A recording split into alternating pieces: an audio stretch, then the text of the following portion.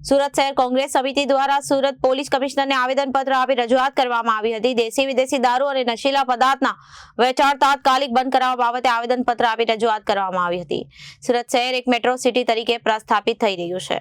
સુરત શહેર કોંગ્રેસ સમિતિ દ્વારા સુરત પોલીસ કમિશનરને આવેદનપત્ર આપી રજૂઆત કરવામાં આવી અને દેશી વિદેશી દારૂ અને નશીલા પદાર્થના વેચાણ તાત્કાલિક બંધ કરાવવા માટે આવેદનપત્ર આપી રજૂઆત કરવામાં આવી। સુરત શહેર એક મેટ્રો સિટી તરીકે પ્રસ્થાપિત થઈ રહ્યું છે, ત્યારે હાલની પરિસ્થિતિમાં શહેરમાં ગુનાનું પ્રમાણ ખૂબ મોટા પ્રમાણમાં વધી રહ્યું છે અને જેનાથી શહેરના નાગરિકો ભયના માહોલમાં જીવી રહ્યા છે। શહેરી નાગરિકો સાથે લૂંટ, ચોરી, હત્યાના રોજના બનાવો સમાચાર પત્રમાં પ્રગટ થતા જેમાં સુરત શહેરમાં દેશી અને વિદેશી તેમજ નશીલા પદાર્થોનું મોટું નેટવર્ક કામ કરી રહ્યું છે, જેમાં તમામ વિસ્તારોમાં ખુલ્લેઆમ વેચાણ થઈ રહ્યું છે। નાગરિકો અને કાયદા વ્યવસ્થા માટે અતિ ગંભીર પડકારરૂપ છે।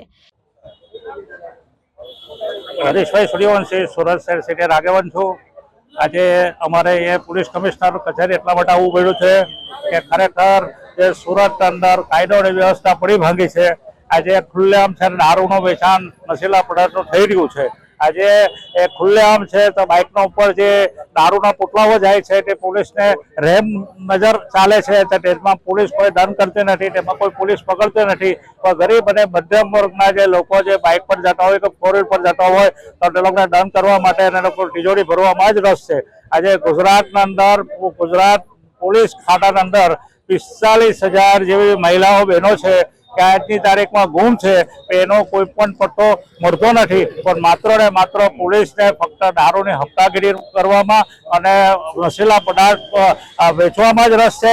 તેના માટે અમે પોલીસ કમિશનર સાહેબને 7 દિવસનો સમય આપીએ છીએ કે જો 7 દિવસના અંદર તમે આનો જો નિકાલ યોગ્ય નહીં કરશો તો અમે પ્રજાને સાથે રાખીને અમે જનતા રેડ કરીશું। એની જે કંઈ પણ જવાબદારી બનશે તો આપશ્રીની રહેશે, ગૃહમંત્રીની રહેશે અને ભારતીય જનતા પાર્ટીની રહેશે। Reporter Arvind Rathod, Janadesh news, Surat.